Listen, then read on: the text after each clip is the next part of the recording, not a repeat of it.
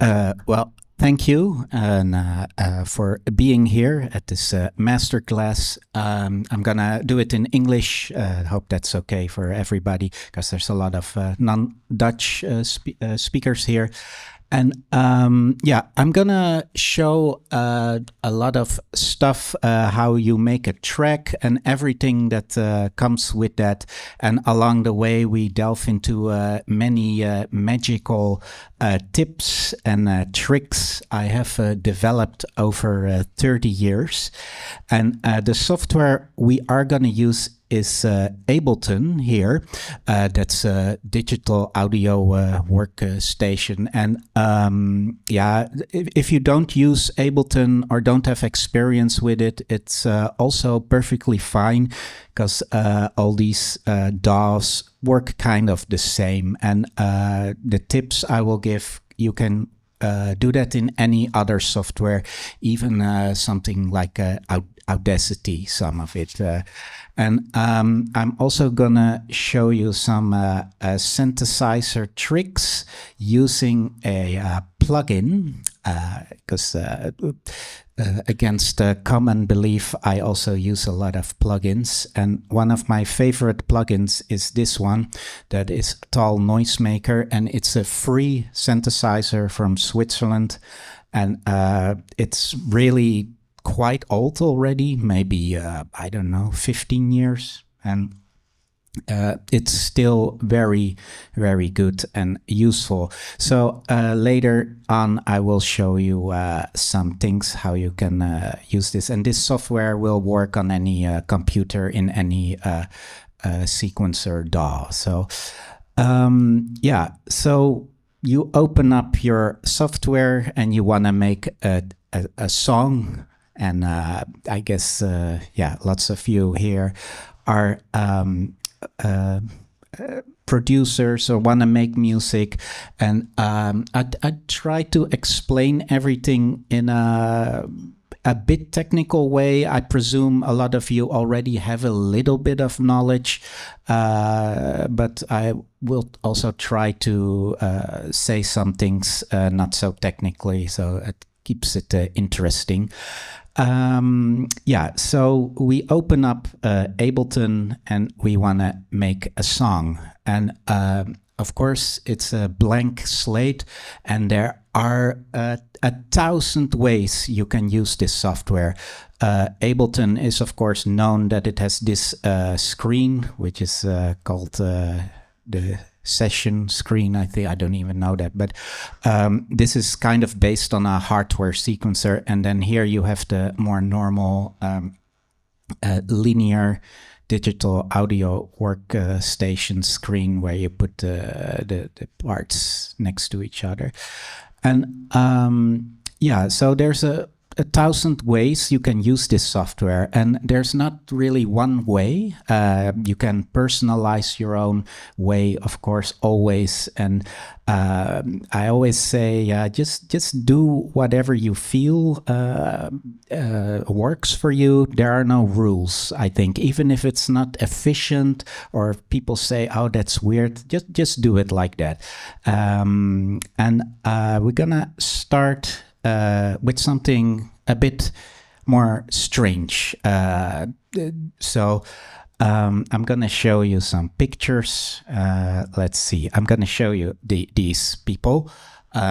Maybe you know who these are. This is Delia Derbyshire, and this is a producer from England called Burial. And what do they have in common, except that they're from Britain? They have in common that they kind of used the same technique to make music, or to sequence, basically, by not using a sequencer. Delia Derbyshire used a tape, and yeah, Burial used a free sound editor called SoundForge, and he would just cut and paste the audio files behind each other. And I'm gonna show you another picture if it's to make it a little bit more clear. Oh yeah, here. So here we see how Delia Derbyshire would use the tape. She would have I don't know, pieces of tape, and then she would cut it with scissors, and she would have a little bass sound. She would cut, and then a bleep sound, and she would use the tape to put it behind each other, thus making a sequence of sounds on the tape. And this method of sequencing is this is called linear sequencing to the extreme, because you basically the sound that comes next, for example, this bleep will cut off the bass sound here, and I don't know if you have a sound, you will this will cut off the bleep. So every sound has its own space, and you won't hear the sounds together. Of course, Burial would do multiple tracks and stuff, but that doesn't matter. So it is interesting to do this really kind of free-floating, old-school type of linear sequencing in Ableton. And I'm starting with this because the results of making a loop in this will be quite interesting, I think, because every sound in this loop will have its own space and focus, and you can get very strange grooves. Also, if you turn off the quantization. So what I'm gonna do, I'm gonna go to this other screen, and then I'm gonna where is it? Create new audio track, and we got an audio track here. I will delete the MIDI track. Now give it a nice color, and let's see. So we have a thing here, and we're gonna put it on loop, and you do this by clicking on here, and now this is a kind of a thing that loops. And now we're gonna place randomly some sounds here, like Delia Derbyshire would do with tape. So we're gonna do that in Ableton, and I'm gonna turn off. You don't necessarily have to do that, but let's see, options. The snap to grid. Snap to grid means that if you put an audio file or notes in there, it will immediately quantize it and put it on there. You can leave this on, but let's turn it off because it's going to be weirder. So right here, I have my file folder, file browser. It's a bit boring, but for example, here I have samples. There's a lot of samples from my old Commodore Amiga computer in here. I go to this folder, which has a lot of samples. So in order to make a loop, what would be interesting to start with? Maybe a bass drum. So we're gonna go, this one is nice and punchy. So we put that one here, and then we have this. And we're gonna cut this sample shorter, because we're going to put something else here. But what we're going to put there, we can put anything we want there. It doesn't have to be a drum sound, because we're going to make a new, inspiring, interesting loop. So let's take maybe a pad sound. Why not? I got a lot of samples here. I don't know what Japan Digital Spectrum is.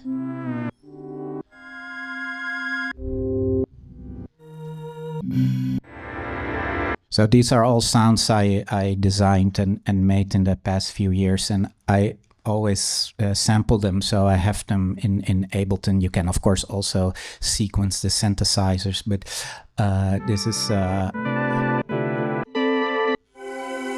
that seems nice. So we put this here, but oh my god, it's really long. But what we're gonna do, we're just gonna cut most of it. So you do this by selecting and press the delete button. And the delete button is your friend always. Because if I select this, if you're using Ableton, you can use Command E. That's different in any other thing. And then we put this here. Let's give it another color so it's a bit more clear. And yeah, this is going to be, I mean, I can kind of see the measurement here.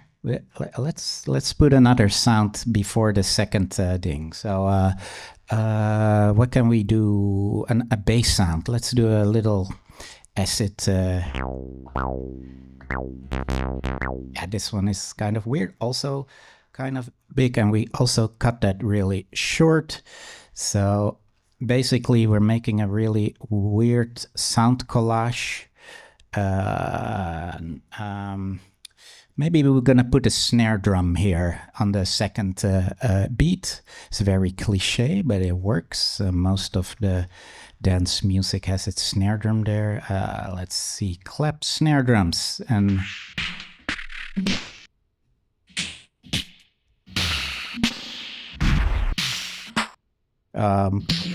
this one sounds nice. And a cool trick always in any drum sounds is to cut the snares really short. Then you get a really yeah, nice funky or tight drum sound. I'm already gonna put the snare here, and I'm gonna put it a little bit like not on the 1/4. So hopefully that will create a bit of a weird groove. It might also not. I'm gonna change the color. I think blue is a good color for snares. And the 303 bass here we give, and I'm gonna copy this here too. I'm just gonna do some random stuff and maybe some percussion sounds, synth percussion. This is nice. Okay, again we have to cut it short. Yeah, can try if this will work. I don't know. I can add maybe like this. So we have some space here. I don't know what kind of sound we can put in there. Maybe what is? We had the pad sound, so maybe let's copy that and make it even shorter. And this. So. And of course, I'm not listening right now, which is kind of weird. Of course, we can listen, but it's going to be also a kind of surprise what's going to come out of there. I really have no idea. It might sound really horrible, but it could be. Okay, so I'm going to press play.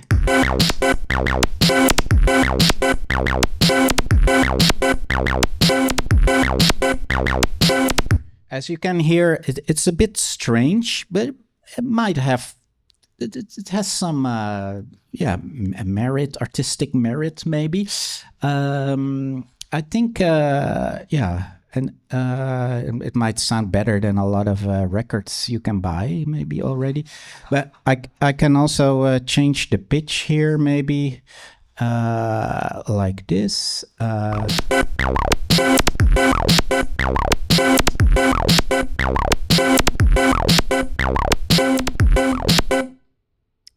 Yeah, okay, but maybe that wasn't a good idea to make the bass sound, but I can make them shorter. If something doesn't work, making something short will be helpful because it will give more space to other stuff. And you know what? I'm gonna put this one here, and I'm gonna do a bit more electro.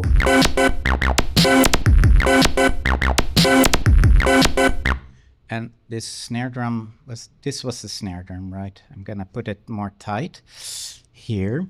So this is kind of like a method of working that is not really, nobody will say this is the way you should work, but it's always good to do things that are not allowed or not,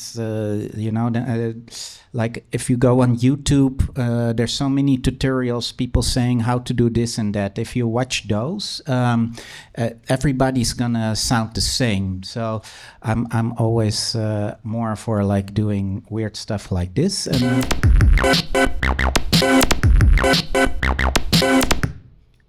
okay, I should not put too much time in this loop, but let's see what we can do to make it sound a bit more appetizing, which is we have, for example, effects. Ableton and any other software has a lot of effects.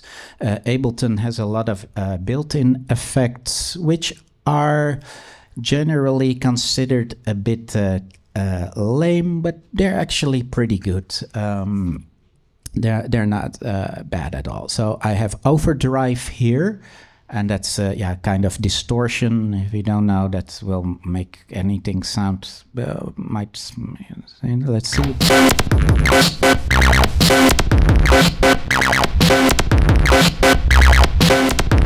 That's a bit too much, I think. But let's put some EQ8. And now I'm going to say EQ8 is one of the most important things in Ableton, or equalizer like this, where you can change and shape the sound. In any software, it's really important. So let's see.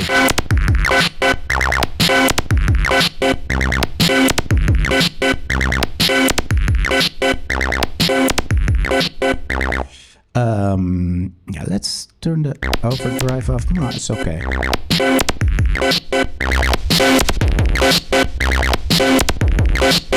And always, if you use EQ8 to make things sound better, this is kind of a universal shape. I mean, you have to change the little balls here or whatever a little bit more, but most of the time, also you cut off the low sometimes, is you have a hill, and then in the higher low frequency or lower mid frequency, you have a little valley, then you have a hill again, and then in the higher mid frequency you have a little valley again, and then you have a higher hill in the lower high frequency or higher mid frequency. That depends on how you see it. So this is kind of a thing you should remember to make things more punchy, definitely. Is it right? I'm gonna turn off this overdrive here. You can hear the bass drum is much well, it's already quite punchy, but yeah, it gives extra energy to it.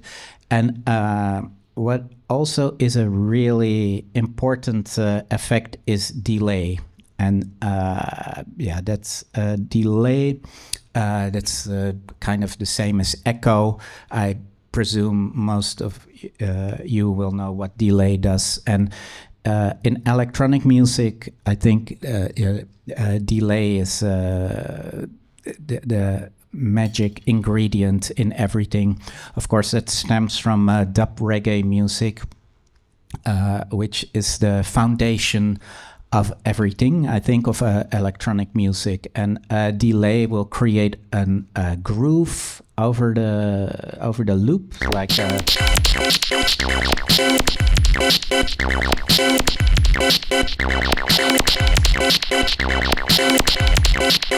you can hear it becomes more multi-dimensional, spatial and stuff. Yeah, the loop isn't that good. I wish I had made a bit better loop, but I hope you can see through that. But as you can hear, you really hear the yeah, it gives extra dynamics and it comes alive and stuff, and you can make it so it's different in the stereo field. But yeah, I always say just put a little bit of delay over everything, even over the master track. That's fine to put delay. People will say you cannot do that, but I think you can put delay over the master. Another secret, or secret, it's not a secret trick, it's what people do a lot. I'm going to show you a picture again. I made these pictures, only a few of them. So these are old samplers, 8 and 12-bit samplers. So here you have a Akai X7000, Roland MKS 100, EMU SP1200, S900, a Commodore Amiga, and a Mirage sampler. Now these were samplers. You know what a sampler is? That's a machine where you can put in sound and then it will play it back digitally. But 8 and 12-bit means the sound quality isn't like CD quality. It's a bit crushed sound quality, and you hear kind of compressed version of the original sound, and that will make it more punchy and more dynamic most of the time. If you listen to old 80s records like hip-hop records or old house records, old gabber, old jungle, and everything, that sounds so good because they often use these old samplers. Which had to digitally compress everything, and you can do that in Ableton 2 or any software, and it's most of the time it's called a bit crusher. In Ableton it's called Redux, and we have, for example, Vintage Sampler here, and here I can set the bits. It's already on 12-bit, so we'll emulate maybe an Akai S900 sampler. Not really, but let's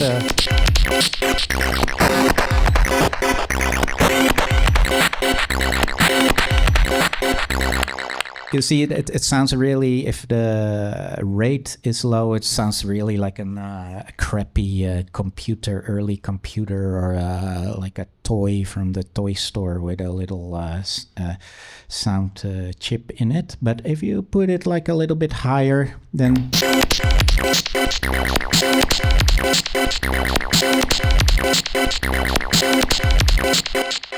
it becomes less noticeable. It becomes more discreet, but it definitely does something here.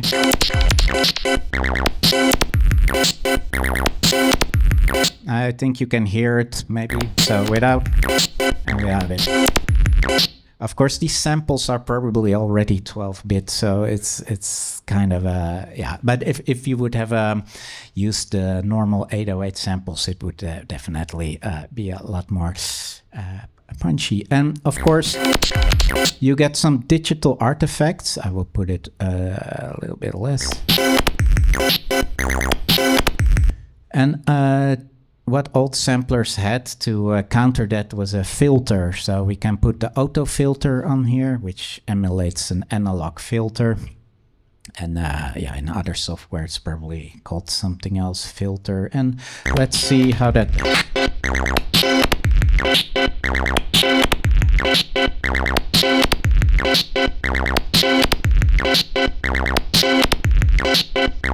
What I like to do is put the LFO of the filter a little bit on, so it slightly changes now and then, so it becomes more dynamic. I put everything on again.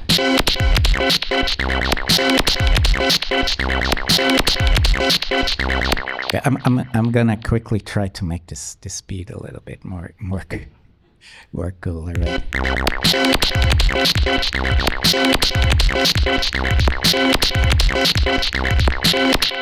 I think this pad sound is now working, right?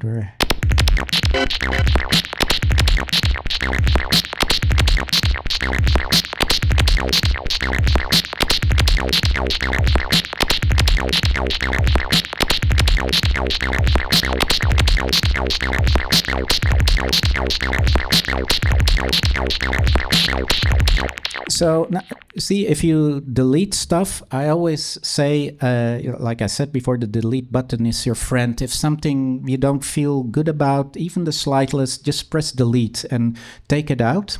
And I think it's a little bit more dynamic now, but I don't know what happened to the sound. Oh, okay. Was it too loud or? Oh, okay.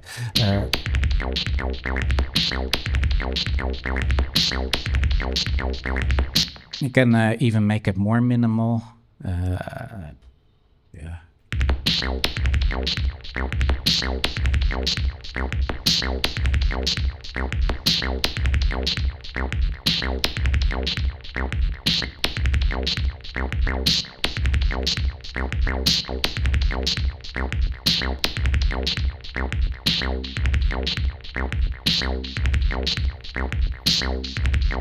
I don't even know what was this. Oh, this was a laser, right? Yeah. Okay. I'm gonna just do this, and then now what we can do, we have this quite horrible loop, but we can consolidate it. It's not necessary to consolidate it. That will make it one sample. Like this. Maybe I can do that. So now it became one sample. You can also save it and then import it again, but this is also now I can change the tempo and or the pitch, and the tempo changes too. And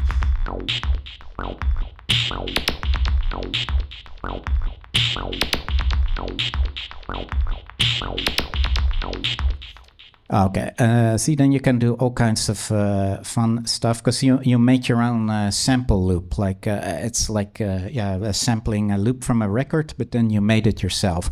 And of course, if you put a little bit more time in it, you can have some really cool stuff. And as you can hear, all the sounds have their own space. They're focused. There's no hi-hats or layered sounds or anything.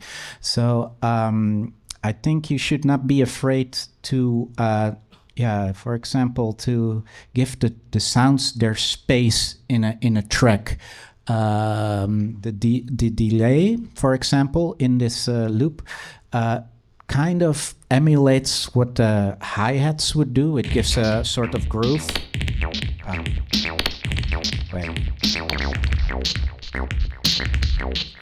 I think hi-hats should be used very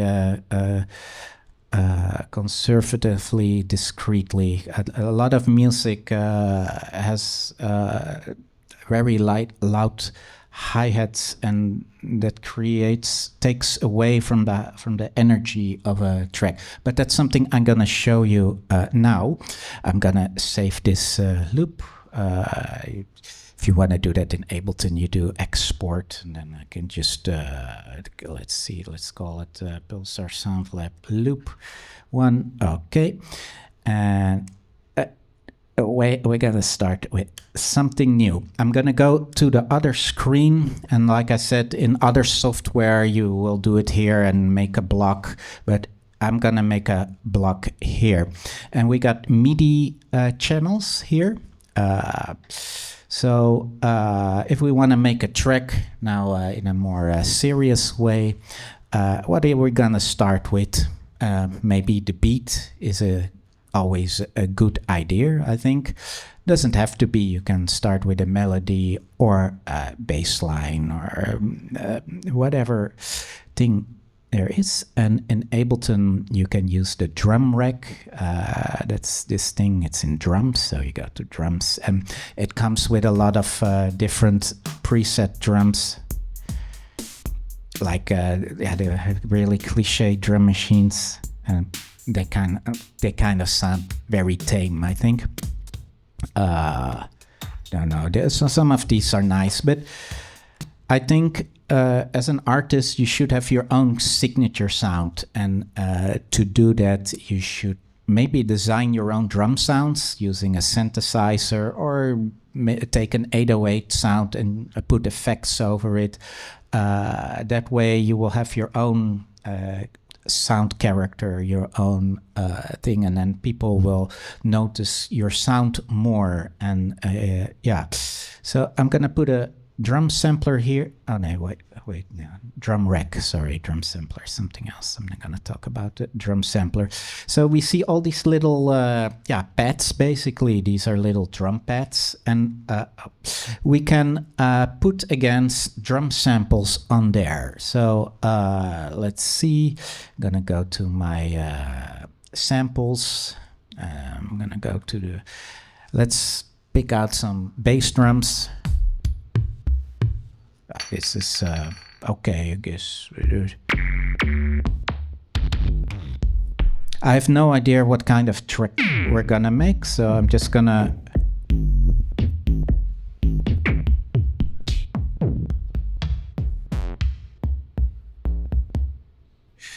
you know what? I'm also gonna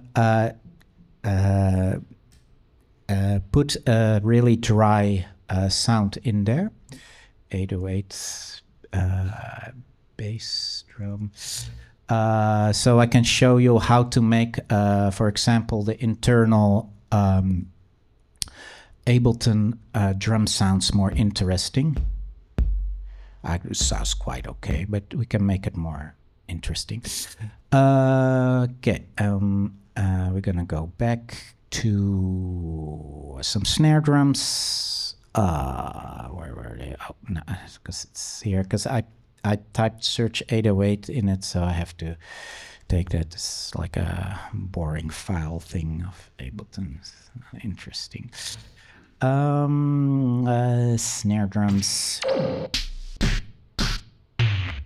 And you can download these samples on legowelt.org if you don't know that yet. So this is always, if you might recognize this snare, it comes from Cybertron.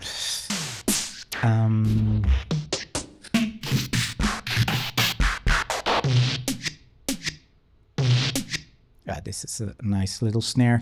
What other sounds do we have we can put in? Well, hi-hats, of course, yeah.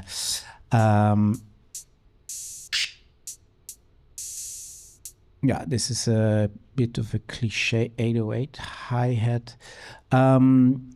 Last year, I made a sample pack called Drumnibus, and that had fantasy drum machines in it. And I designed some drum sounds using synthesizers. So also some hi-hats, just using white noise and filters. So that's a way to get a signature sound. So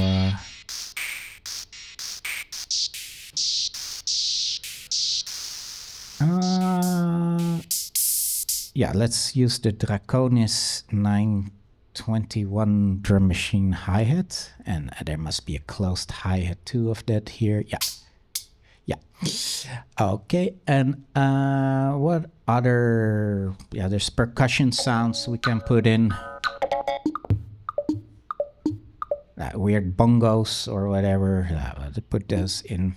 So this is how you build your own drum kit here.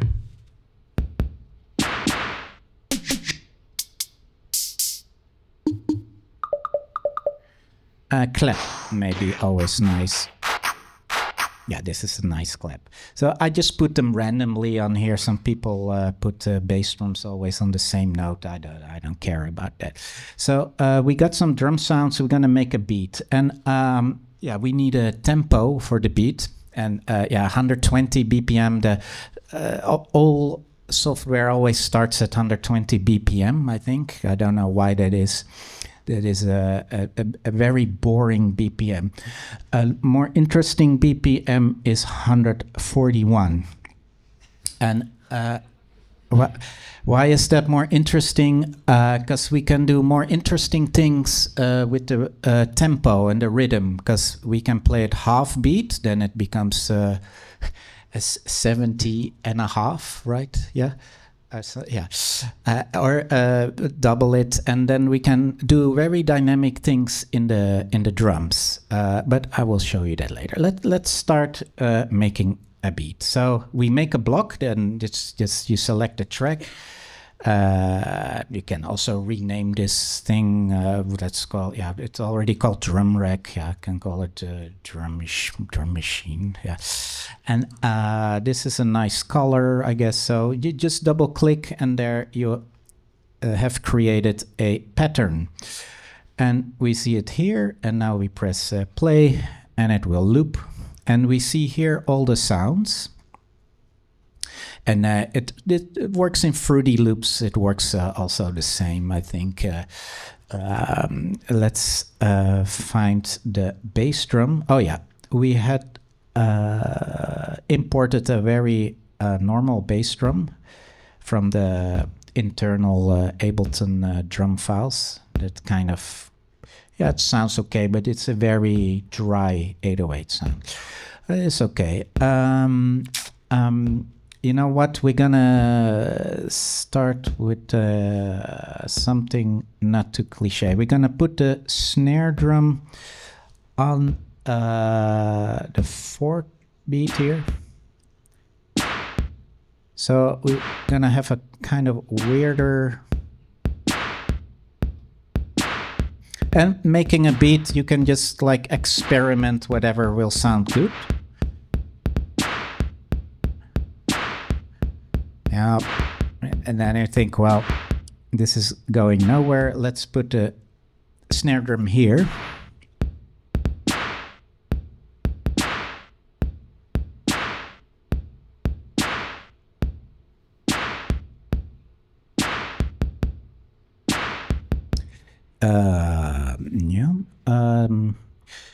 So I'm just showing like this because if you just, you know, playing around, then you can just do like. Of course, you can use the keyboard to do it too. If I have to, or a little pad thing, but I will do it here on the screen because it's easier for you to see. So to put the snare drum will always give you the focus of the groove. So right now, wait.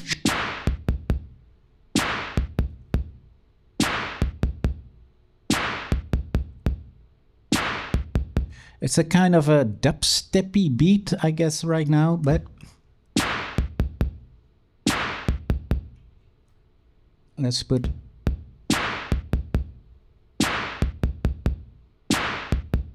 And we can put some other bass drums here, maybe.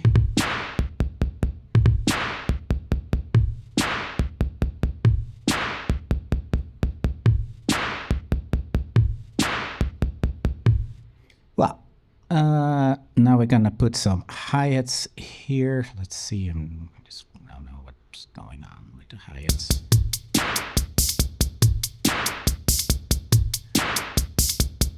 So it just loops for one bar now, and that's maybe a little bit boring. So I'm gonna make the length longer, so it will be more interesting for the listener. And we just do a copy, so I copy this and then paste it, which is Command D. So I can make little changes here, maybe something like that, or.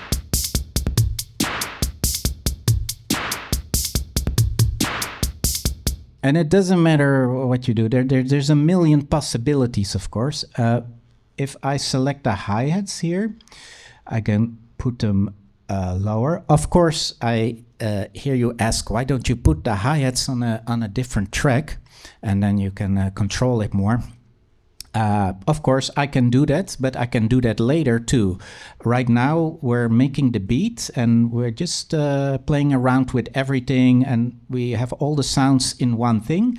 And later, if we want to focus more on the sound design, we can always copy, duplicate the track, and then take only the hi-hats and change them. So that's why I like to do everything in one block and put all the sounds in one block in one audio channel. Also, that's how back in the day people would work. They had a drum machine with a mono output, or a sampler with a mono output, we didn't have the luxury with multiple outputs, and it can also influence the sound in a good way. Okay, so we have these effect sounds here. Oh yeah, also thing, if you put this little thing on, you can hear the sound straight away. So, oh.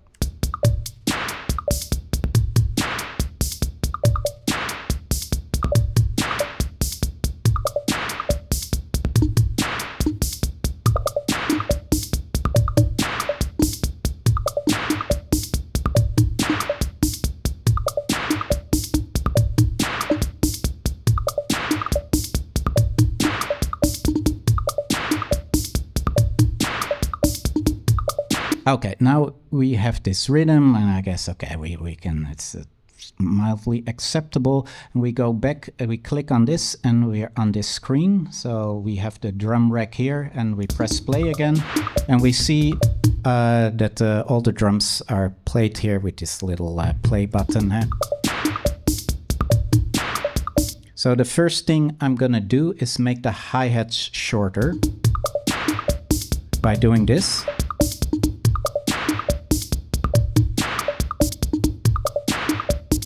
And immediately you can hear there's more space in the sound. It frees up the high frequencies, and the beat becomes tighter. I'm also going to do that with the snare drum.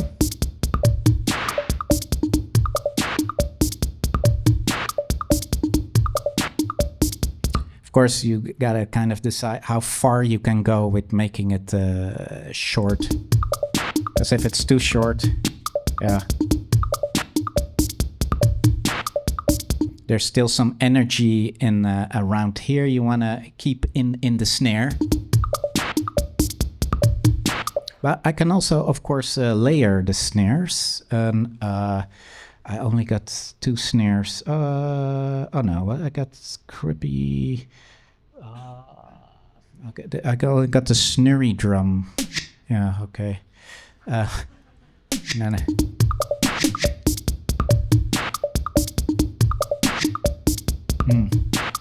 What you can do, of course, is have one snare layered and the other one not, or maybe have a different snare here and a different snare here, so you get some. Yeah, but I don't think it's if it's this little. I can just put this snare here and make it a little bit softer. Let's see. With these little things, you can do the volume of the sample in the track. So you just click on it and then go up and down. Where's the snurry drum? Okay.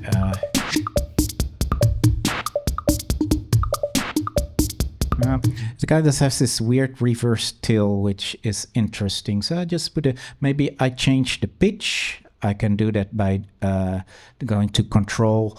In other software, it will be somewhere else. But let's see if it sounds better.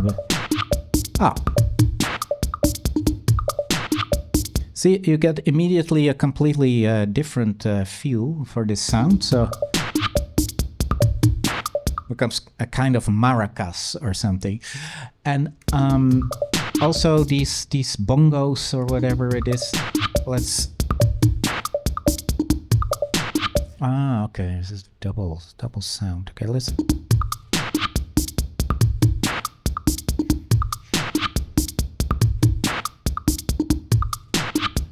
Well, anyways, we're gonna concentrate on that bass drum, and it's this one, right?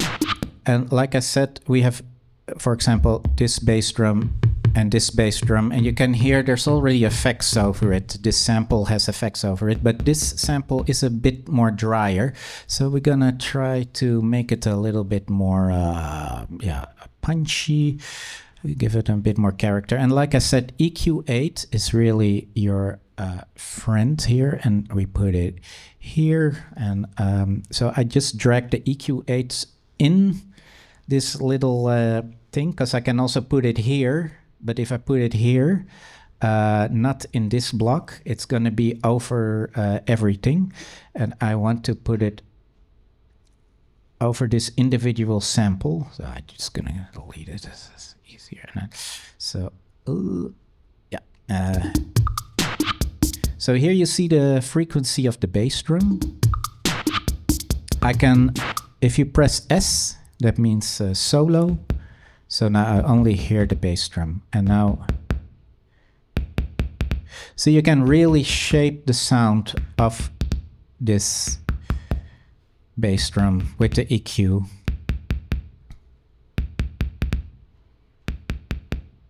Well, actually, we can keep it like this because it's got some nice low energy. And what we, of course, also can do is like automate this, because it's kind of like a... If we do that a little bit discreetly later on, the sound becomes also more alive, and you can do this trick on any sound in the song. But yeah, so what else can we put on? I would say maybe we can try the vintage sampler, so it will sound like it comes from an old sampler. Yeah, that's not necessarily a good thing. It's also, you gotta see what works with different sounds. But yeah, okay, let's see if that... I'm gonna delete these bongos, they're irritating me.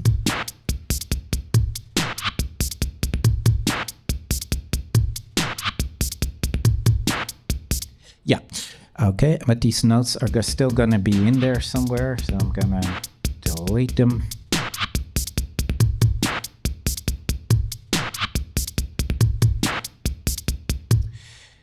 And now we're gonna make a variation on the bass drum, because I said like 141 is an interesting rhythm, because we can, yeah. Now it's basically kind of playing on 70.5 BPM, but if we're gonna, I copy it here, and we're just gonna put the bass drum like on the main thing. Let's see what's going on here. Yeah. Okay.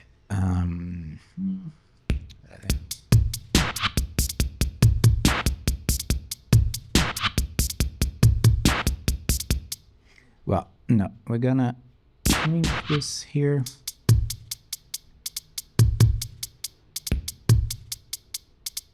We're gonna put the snare on the 2 and the 4.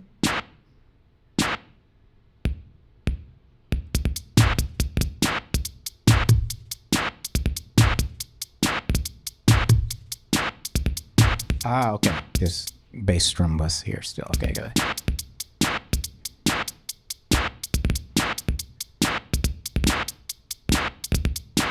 So it becomes an electro beat now, basically, kind of.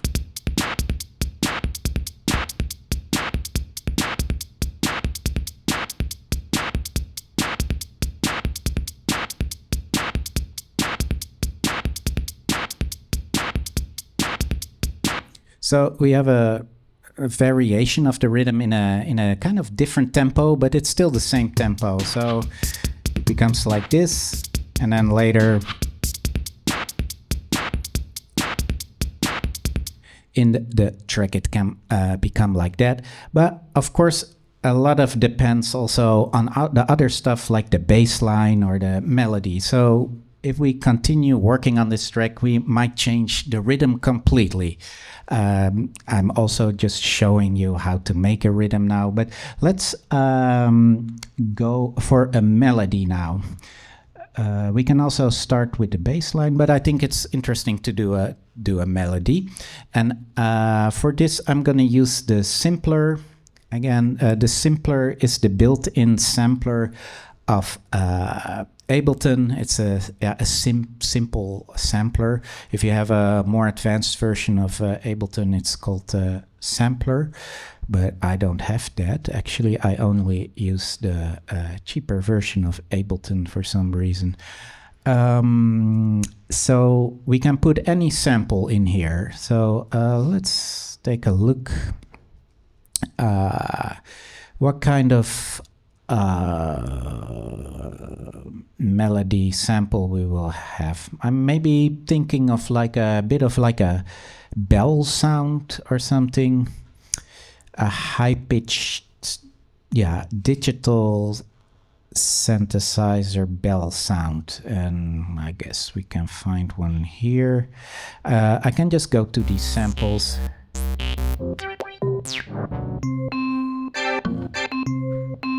That's too belly, I think. Oh, this one. It's a bit like a submarine sonar or something. So I can play it with this keyboard. You can also play it with a computer keyboard if you want. So now it doesn't sound really that dynamic, but here we have the envelope generator of the sound. That's attack, decay, sustain, and release. That kind of shapes the volume of the track, or how it's played. If I, for example, do the attack high, it misses the beginning. See, it slowly fades in. I think many of you know this already, but if I do the release, it will keep on playing a little bit, and that always gives a nice little dynamic vibe. And I can change the sustain, decay a bit. See, and the sound becomes much more interesting. So, yeah, so we can make a new block here. I will give it another color. This sounds yellow or something. I don't know why. Let's see. So I can use this.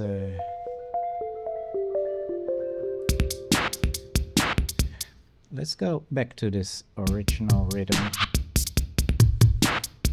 I'm gonna put the rhythm channel off for a while because okay, here we go. We can just enter the notes like this. So let's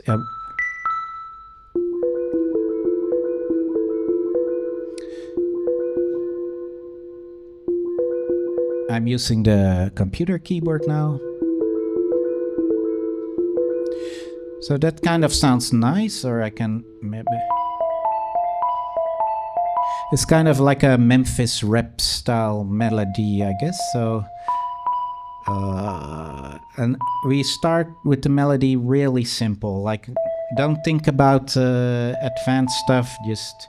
Just do this. I'm just gonna almost like an arpeggio.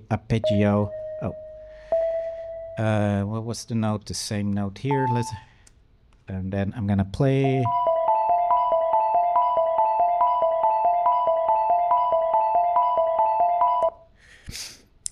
Yeah, so it sounds a bit haunting, scary. And see, if we change the envelope, we can do some interesting dynamic things. Now we have the beat again. Oh, I turned it off here, yeah. Yeah, it's a little bit of a Memphis rap song, so we kind of, yeah, that pushes us in that direction, I guess. So I'm gonna change the rhythm to make it more fitting. So gonna delete everything again, because like I said, making a track is deleting a lot of stuff, and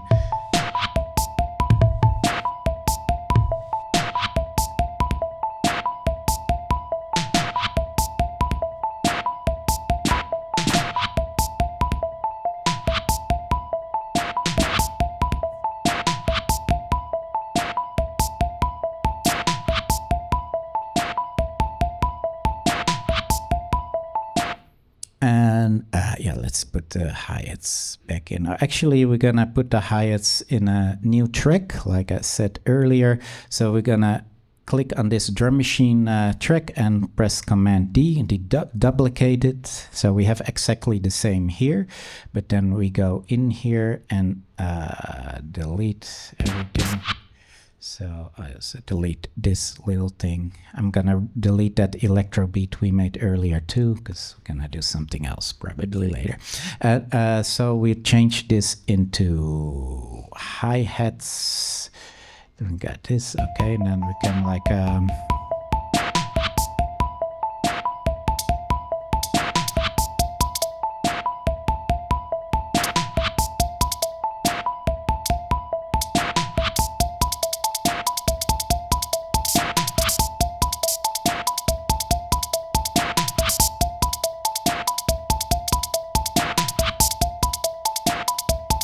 and we can always change the sounds while we're playing. So maybe I don't like these hi-hats, so we're just gonna go to the samples again and to the drum machines. Where yeah.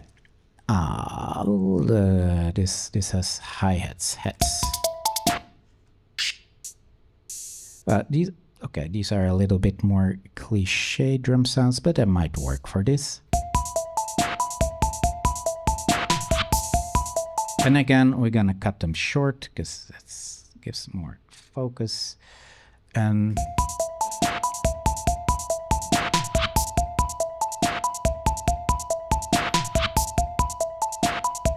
well, I think this sounds a bit better now. And the melody is very simple. Maybe. So we're gonna make this longer again.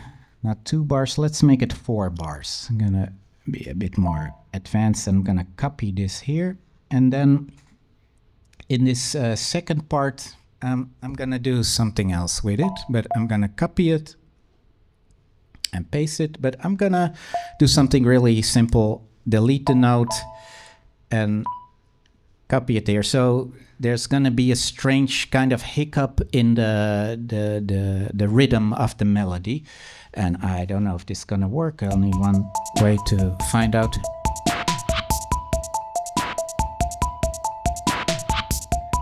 Yeah, I think that is acceptable. And see, now you have with a very simple method, you made a kind of answering composition. Just by deleting one note and shoving the notes around. And I don't know, here in the end there's a note missing, but that is kind of nice.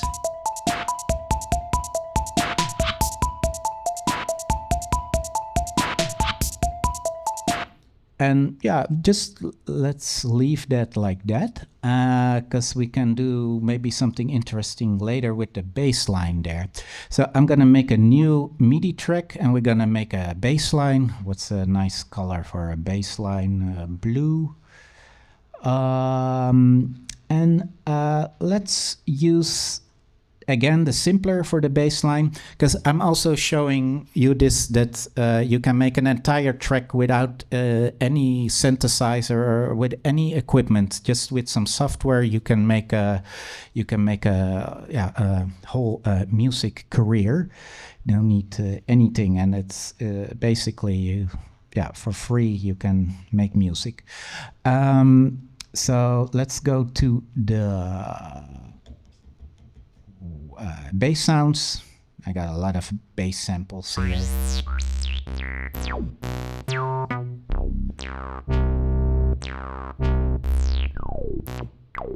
It's kind of like, just by ear, what's a funny bass sound that would... I kind of envision something longer with this melody.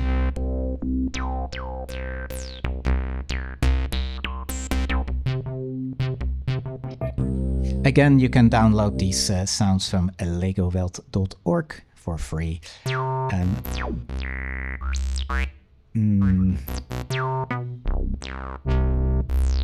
Let's take this one. This is a bit of a heavy bass, and again I can I can play it here, and we're gonna... I double click again to make a little pattern here.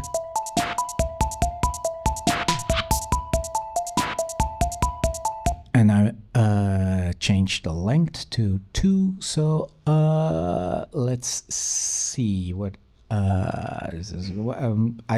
Kind of forgot what the notes were of the melody. You know what? You can just play that by ear. Also, you can get more unexpected things if you don't follow the rules of music theory. Let's see.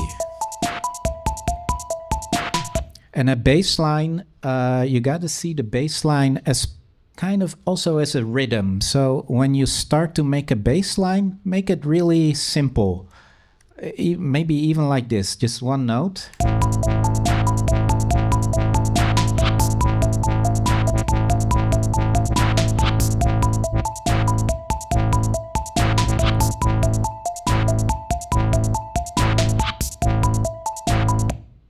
And maybe it has a little bit too much attack, like a wah wah, and it's a sample, so I cannot use the envelope generator, but what I can do is I can change the starting position to here, so it will have a sharper beginning.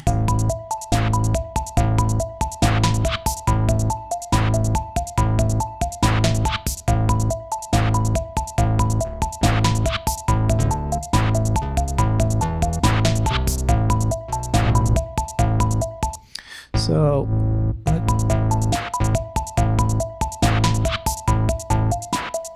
and what always is good to do is play around with the length of the notes. Just by playing around with the length of the notes, you can already get a dynamic, more dynamic feel that also counts for the melody and everything. So now we only have a one-note bass line. So that's kind of bum bum bum. This is a very simple bass line, but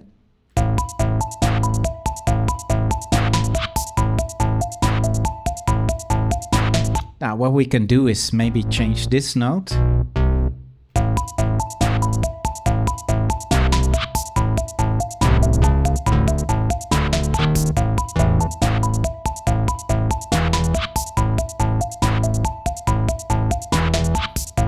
Yeah, I don't know, or we can make it lower maybe.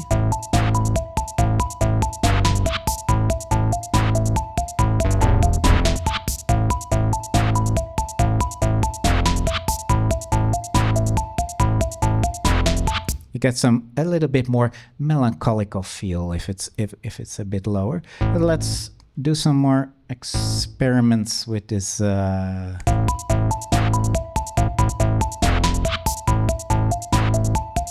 And let's make it longer, because remember the melody was 4 bars, and we have this little space here where there's no note missing. So it might be interesting to do something funny with the bass line there, like a little hiccup, or because there's gonna be space for it, because the melody is a bit lost there. So we're gonna copy and paste them again. So this free space should be here where the melody does a little hiccup.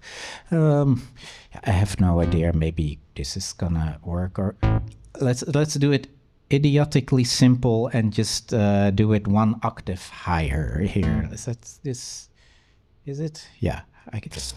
The new Ableton made this purple and gray, which is a little bit more difficult to see where the notes. But let's say.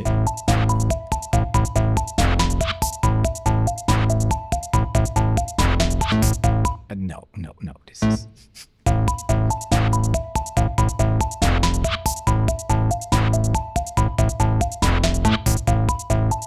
Yeah, as you can hear, that doesn't do anything, but let's go there.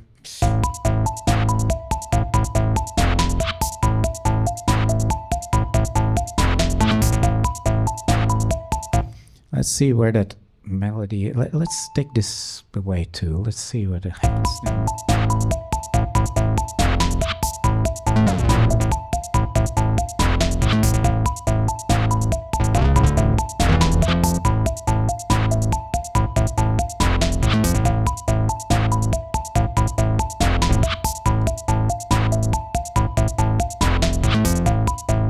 So you can change the notes while it's playing, and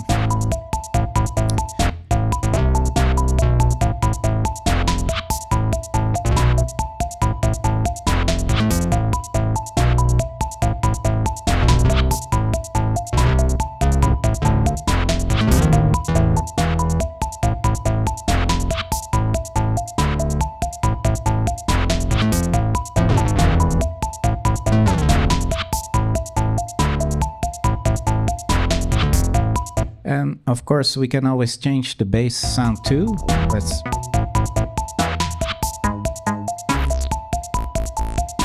Oh, I think you can hear that one note was in a different was recorded in a different pitch, which is funny because now it's of course out of tune. Everything.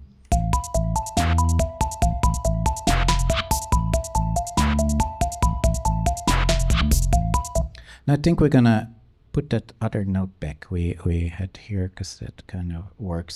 But yeah, so this is a really simple thing how you can make a very simple song with drums and some melody and a bass line. And maybe it's idea to have a little break because we've been going on for an hour. Maybe you can get a drink at the bar or something, or smoke a cigarette, if that's an idea. Or if there are any questions you have, maybe first answer them before the little break. No questions. Oh yeah. Oh, you can go to the microphone. Yeah. It's not on. Okay, it's on. So do you usually just play in the grid more than use the keyboard? Because it really builds a different thing in your mind where you. Well, I have a lot of different ways to make music, and I use the keyboard a lot. But to show how simple it is to make a track with very minimal means, I'm showing it this way. But yeah, sometimes I do it like this. And of course, yeah, if you use the keyboard, you can just record it using the keyboard, and yeah. Yeah, you can do that, but I have a lot of different ways, and sometimes I just put on the audio here or the MIDI, and I play a lot of keyboard stuff, and then I take the best parts out. But yeah, I don't think that's maybe a good thing to show right now. But yeah, okay, thanks. Okay, everybody has a nice drink. We can. Continue the workshop masterclass. Yes.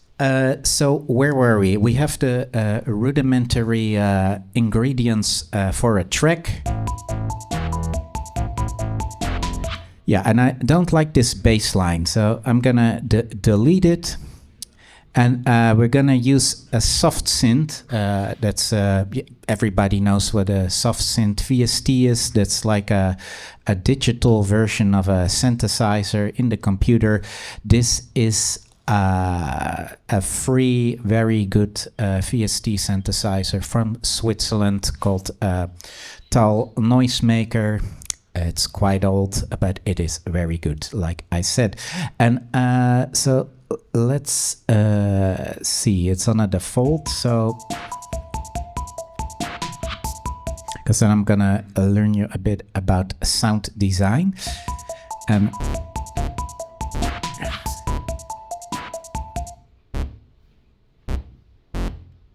I'm just gonna put some random notes here and then change them again.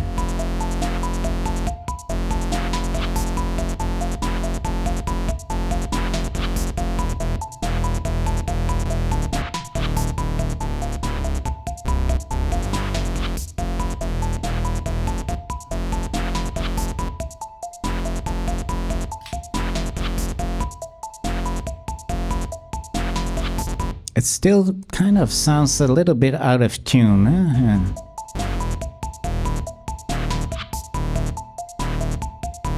Okay, but anyways, we have this very simple bass. I keep it simple like that because I'm gonna show you how to change the sound in this synthesizer.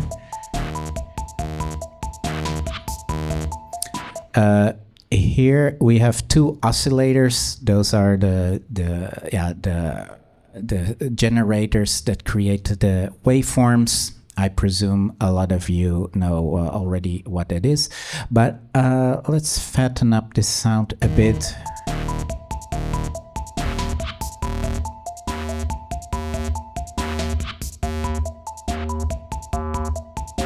Here we have the filter. Of course, that filters the sound a bit.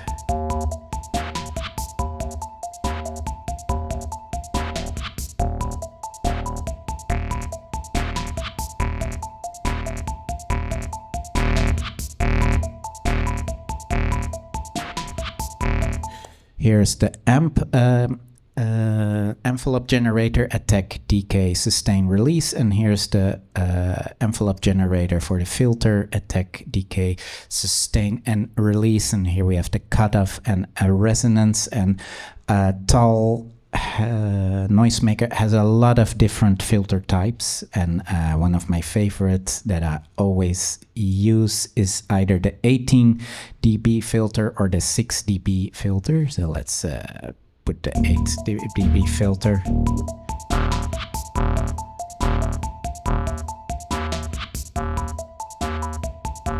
But as you can hear, it still sounds really, really crappy, and that is always when you're making a track that's completely normal, and we're gonna try to fix that. Let's make a more faster, kind of like Italo style bass line.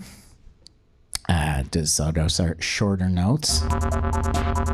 Well, that's a little bit too much. So let's delete these and go like this. But still, the tuning is a bit weird.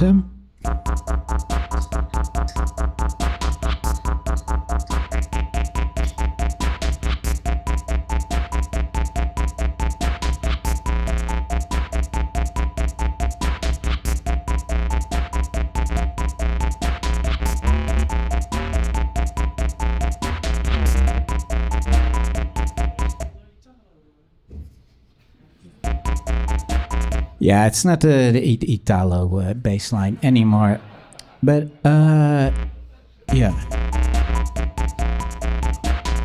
I think we might have.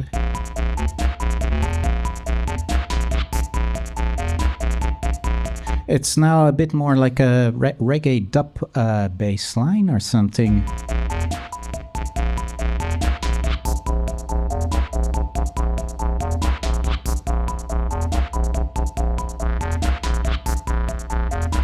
Let's make it longer again. That's like a ventilator. I don't know what it is. Yeah. And let's. Oh.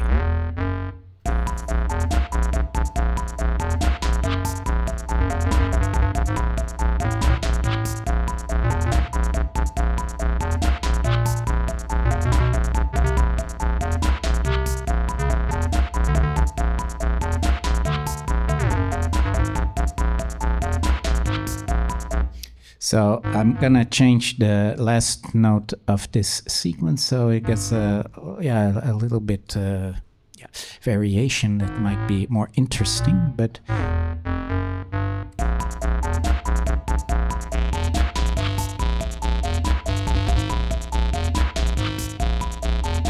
and let's make these notes a bit shorter. That might help to make it more interesting. This last note is not good.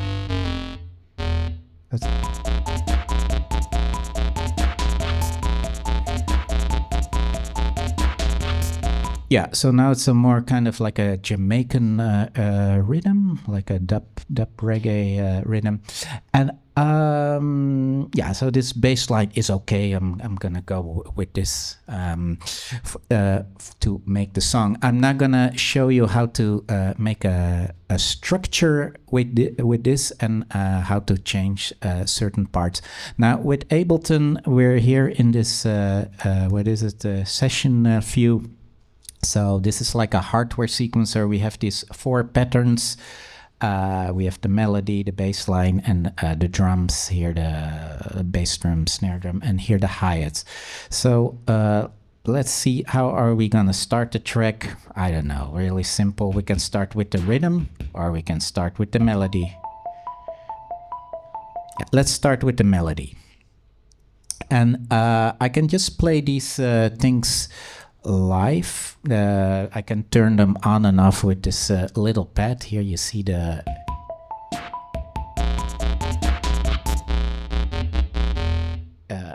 that's an Novation launch pad, so you can select the clips. That's if you play live, it's really handy. But for now, let's make the structure, and to do that we're gonna use this window, which is the arranger window. I'm gonna turn off the loop here, so I can switch with the, I don't know what that button is. It's on the, some of the buttons on the keyboard, or I can use this to switch here, but or you can use this here, so you can switch. But I'm gonna press record here, and then it starts recording. So any changes I will make by selecting the patterns, it will record. So let's, I gotta trigger this one so it will play, and now I press, see, it's recording here. Oh yeah, we had that little hiccup, yeah. Let's leave it in. And I'm gonna add the drums, and as you can see, the drums are added here.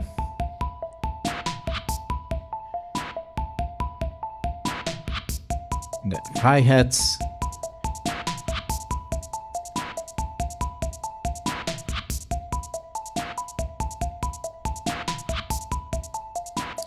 Now we throw in the bass line.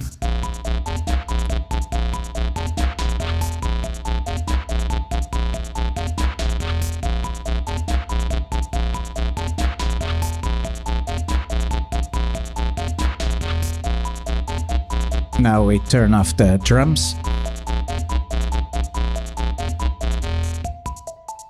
Now we turn off the bass line. So I'm gonna stop now, and I'm gonna go to this window, and this is what we recorded. So that was kind of like a live recording of the patterns, and we can play it now anywhere. But we can also change it again, anything. If I want to put the bass line here, or we can cut it or whatever, we can do that. I'm gonna put it back on snap to grid, so it goes on the thing.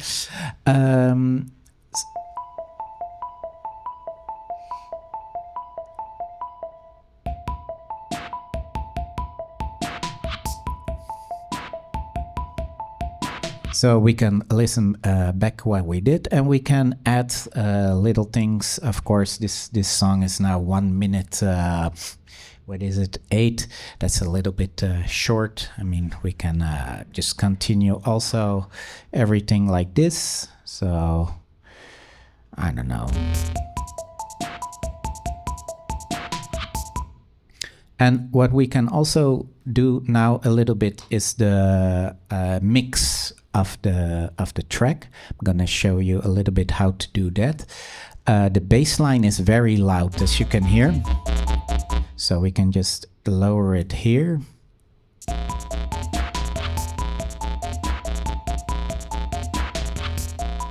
I still don't like that bass line for some reason. I don't know why. It's a bad bass line, but I cannot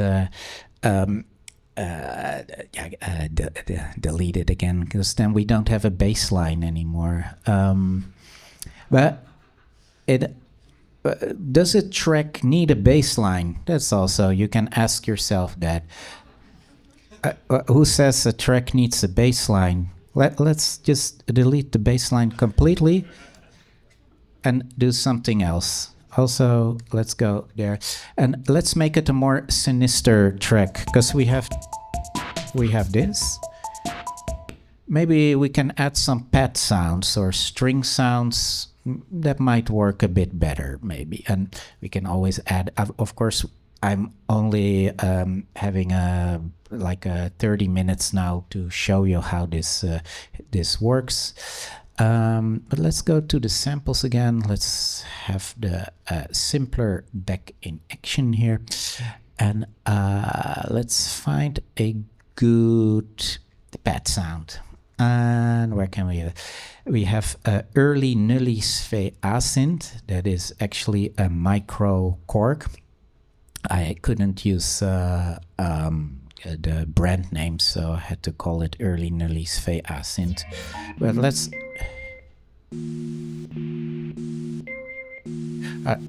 that might work. That's kind of a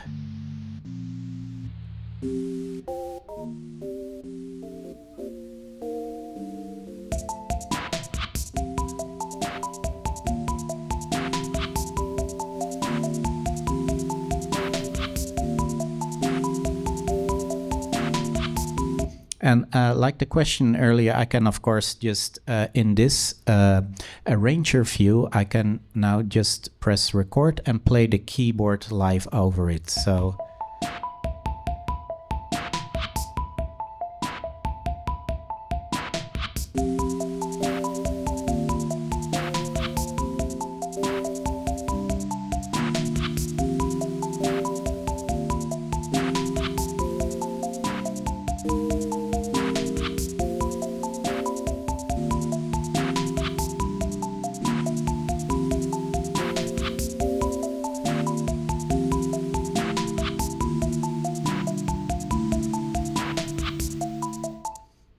see, now it recorded these notes I played on the keyboard here, and I can just play them. But then again, I don't know. Let's see what we can do with this little... I'm getting bored of this little melody sound too. But of course, we can put effects over it, and that hopefully will drastically change the sound a bit. Let's see, where's the built-in delay here? Dotted 8 notes. Let's full pen. I always like to use the ping.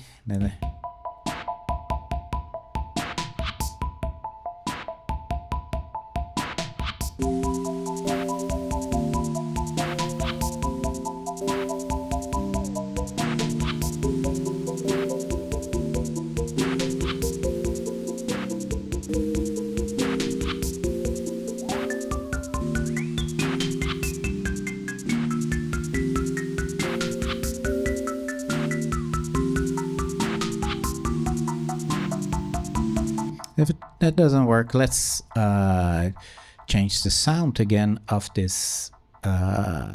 What is it? That little sound? Maybe we find a.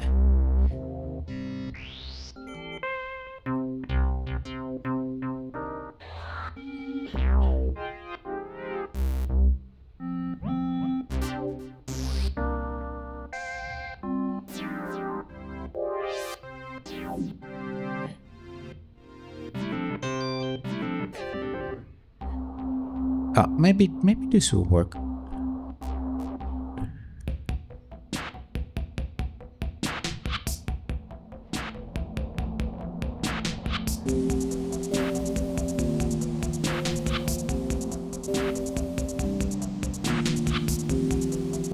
Yeah, it's a very subdued, silent sound, but if I check the...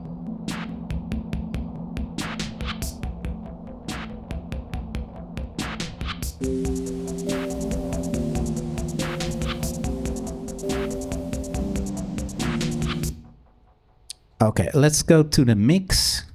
we'll just do it with this. And like I said, we had the EQ8 because this pad sound sounds very muddy. Yeah, it's like especially with the other sounds, it's like a mud bed that's not very precise. So I'm gonna put this here. Let's see.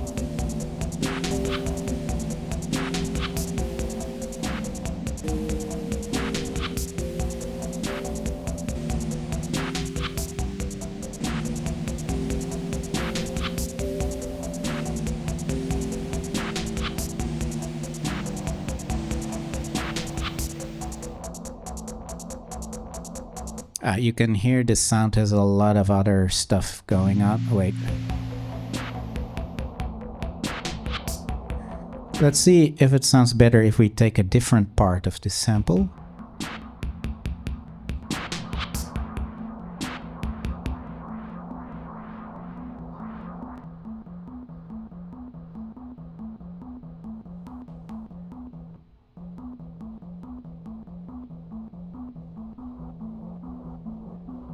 It kind of sounds mysterious. It's kind of, but then it doesn't fit with the pad sounds anymore. So you will encounter these problems. Of course, if you're making music, always that stuff doesn't fit, and then you think, okay, I can delete the entire melody. But let's just for now keep this off, and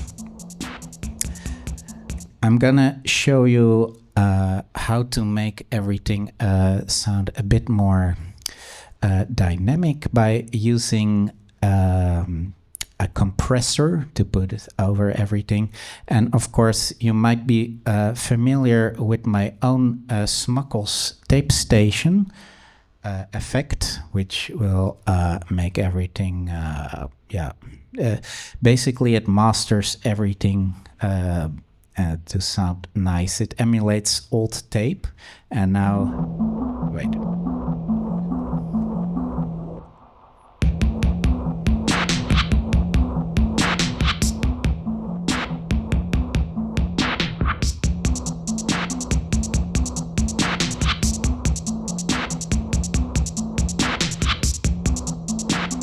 See, the beat sounds much more dynamic and aggressive, so to speak, than without it. I'm gonna find it. Okay, this is going. That's it. Let me find a nice little. You know what? I'm gonna put an acid sound on that melody. Maybe that's gonna help.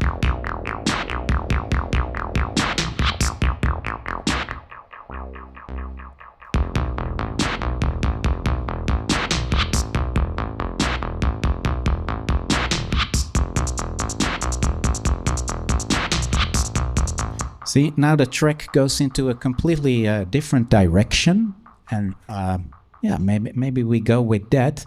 Let's see if the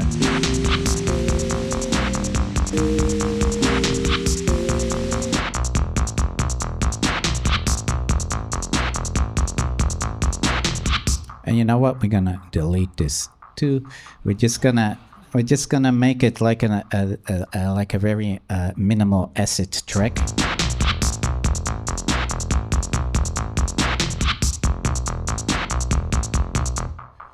And let's see, a nice little trick to do if you have a sample of a 303 sound. I don't know,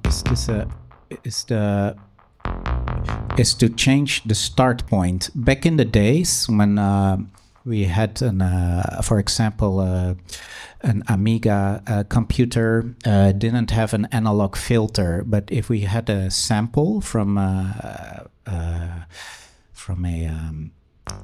303, for example, we could kind of emulate the filter by changing the start point.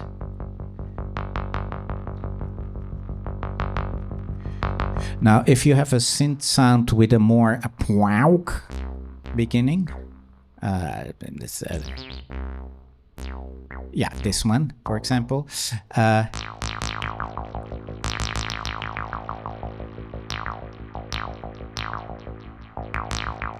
Then you can kind of emulate a filter without having a filter. And if you listen to old records, you know that they did that a lot. Because they would manually change the start point of the sampler with up and down buttons during the track. So yeah, we can automate that. And if we press this little button, we're gonna get envelopes. And as you can see here, it says start, and we can have all these functions like the envelopes or the filter. We can put an like a little graph and change it. See, so it goes change it, and like I can go in the beginning. I can like do this. Not too much. See, I just do it manually now and then.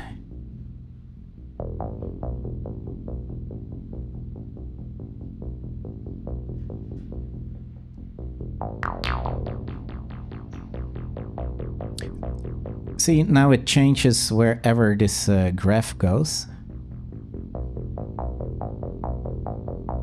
I'm gonna make it shorter too. But I can also do that with the EQ here. And like I said before, if you kind of automate this, you can get very discrete, like the sound will become alive. And so to do that, I have to turn off. I can do that like live while recording, but then I have to turn this little red ball off and just do it like this. And now I can go.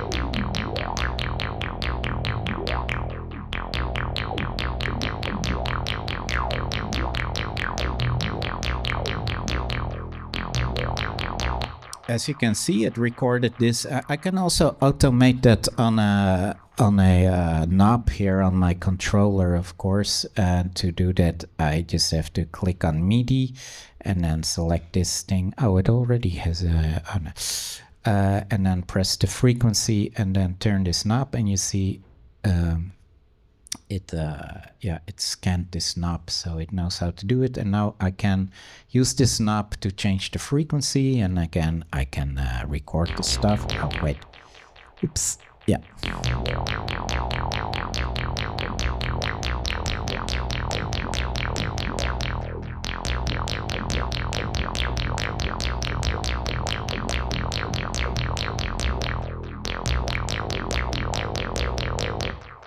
And yeah, you can automate everything like this, and then make the track come really alive. If you had some more interesting sounds like this, but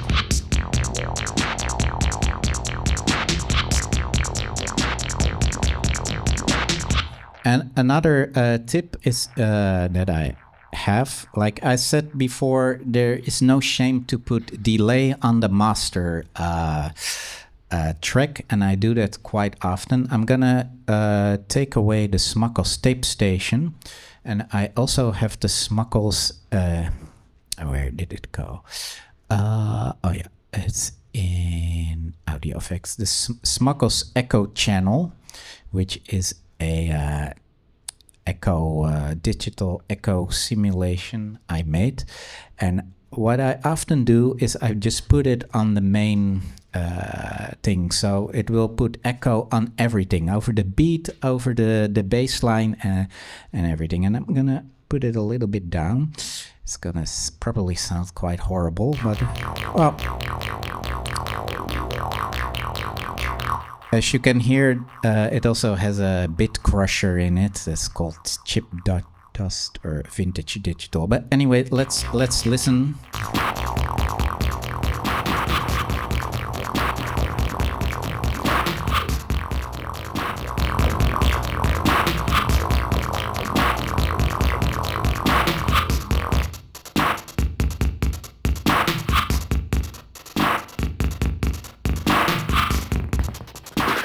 See, I put the delay over the beat, and of course you will instantly, hey, this kind of sounds like this band from Detroit. Of course,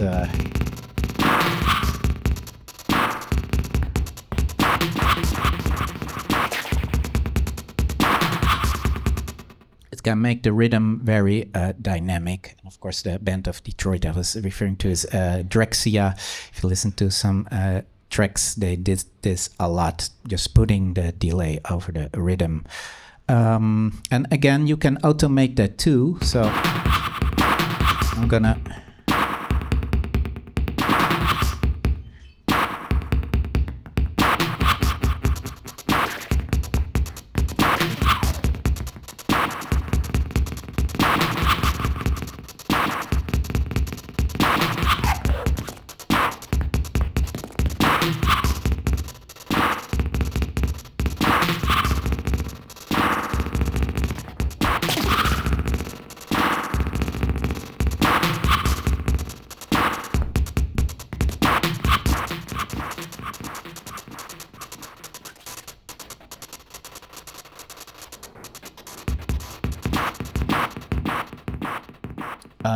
Yeah, I didn't. Oh, yeah. See, here's the automation of that delay. Of course, yeah, you will do it a little bit better if you want to make a track that's releasable.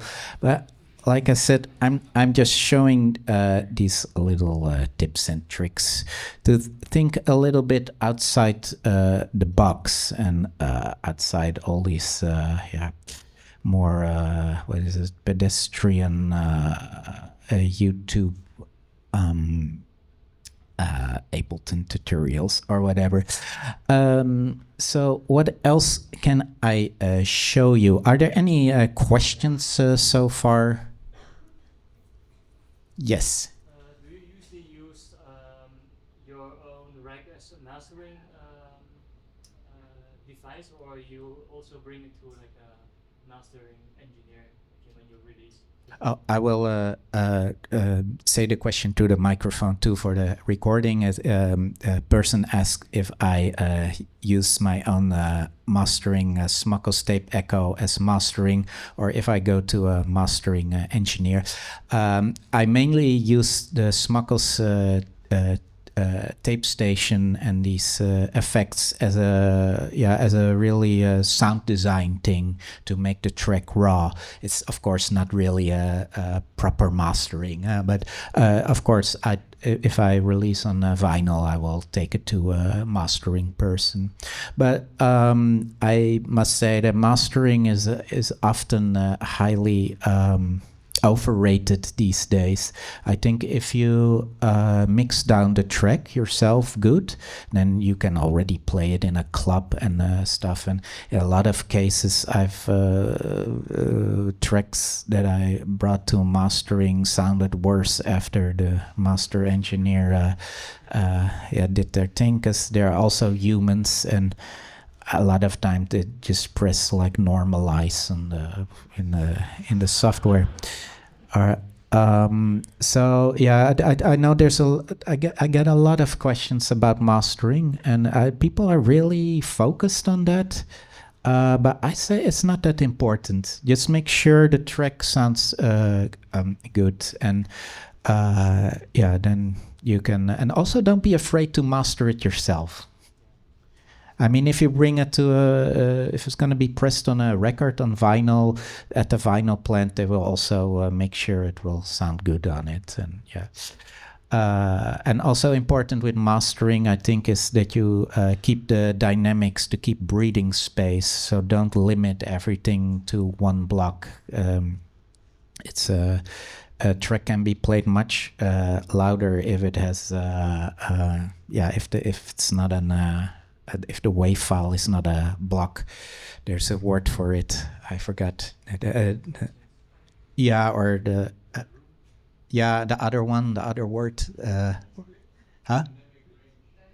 Yeah, something like that. Yeah, so if a track, I always, when I master a track, I always keep it like even sometimes -1 dB or something. So the DJ can also turn it louder and stuff. Yeah. You're not afraid that you lose volume compared in Spotify with other Yeah, I think people not gonna go, oh, the track is too soft. I'm not gonna listen to it if it's like -1 dB. I hope people listen to the music because they like the melodies or the emotion it evokes, and not because it's louder than the other track. Yeah, yeah, yeah. Any other questions? Yes. You prepare your samples as well at these levels, right? Because you obviously don't want to, but you said you record your samples yourself, your drum samples. Yeah. Oh. You record them under a certain threshold, right? I imagine. Yeah, the question is if I record my samples on a certain volume. Yeah, kind of. Not really. Like, of course, I make sure they're not distorted. I also, the user of the sample can change the volume themselves. Of course, I change the volume of the sample in the software I use, and sometimes you want to have the sample software. For example, if you want to play polyphonically, it's good to put the sample a little bit softer, else it's going to be too harsh. So, yeah, I try to put it not too loud, the samples, when I make the sample. Yeah. I was also wondering, you was playing with trio tree samples. Yeah. And how you do this, maybe if you know how to do like a slide in Ableton. Oh, yeah. So this is a good question. A very smart question. This person asked, I'm using a trio tree sample, but can I also do slides with it? And actually, yes, you can. You go to the simpler here, and for that I'm gonna, I automated it. I'm gonna delete the automation here. Here in controls you have glide, and I put that on. And I gotta make sure the sample is monophonic. That's not in all software, but now I'm gonna loop this. Let's see. Wait. Oh, yeah. Okay. Wait. Oh, now this horrible thing is on. Okay. So I can actually. Oh, but this sample is really short. So I'm gonna. Wait. I'm gonna get a longer trio tree sample. Else I cannot really do it. You know what? I'm gonna use a bass sound that is similar to a trio tree, and that is in here. Yeah. Okay.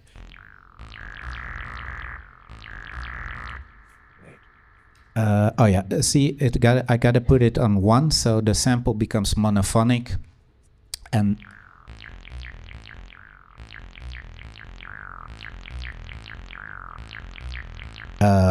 let's see. Okay. See, it's that is kind of what you were asking to simulate, right?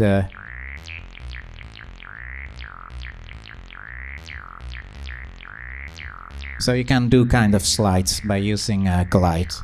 Then you can get really like your own unique acid sounds that are not like a trio tree, basically.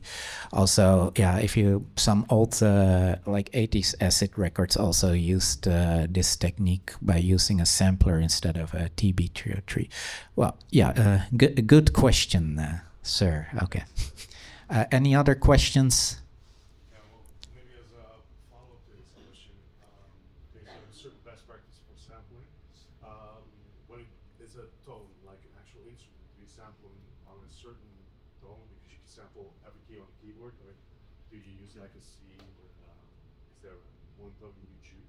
Yes, good question. Also, this person asked if I use a certain tone key note when I sample like a bass key. Of course, I try to do that, but as you heard before, sometimes I don't. Sometimes I'm so into the zone, I just.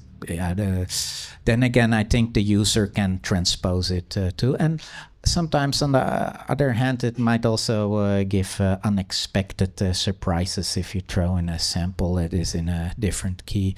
I also did some synth work for Novation, for the new synthesizer, and I actually made some preset sounds that were in a different note. Instead of if you press the C key, it will play in E.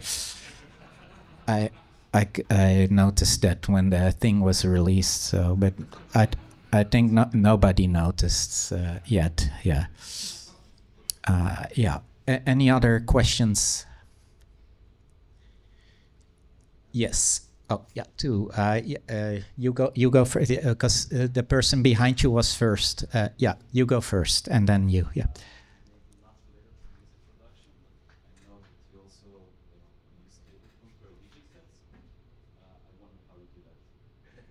Yeah, the question is, I use Ableton for DJ sets. Well, yeah, that's very simple. You can use this, for example, this screen. I can actually load a,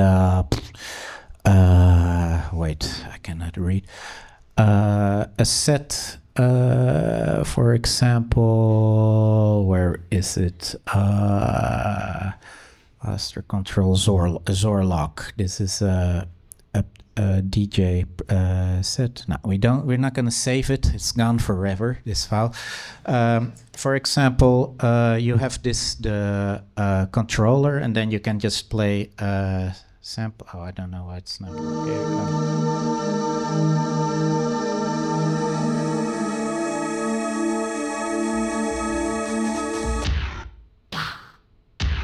And then you can select the tracks or parts of the tracks and add drums and stuff over it. And then you have a controller here. Why is it not working? Okay, wait.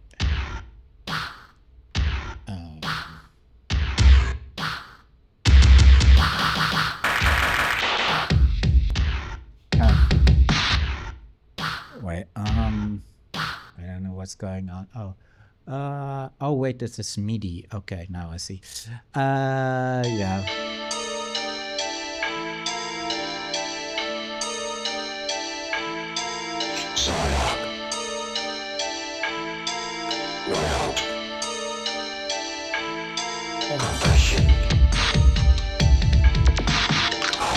Yeah, so I will use these two controllers. This one to select the volume, and this one to select the clips. But I can also put other drum sounds over it and other beats and create my own new tracks with that. And as you can see, there's also a MIDI here.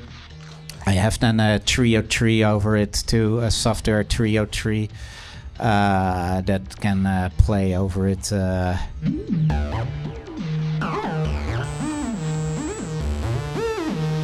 Oh. And I can use this controller also to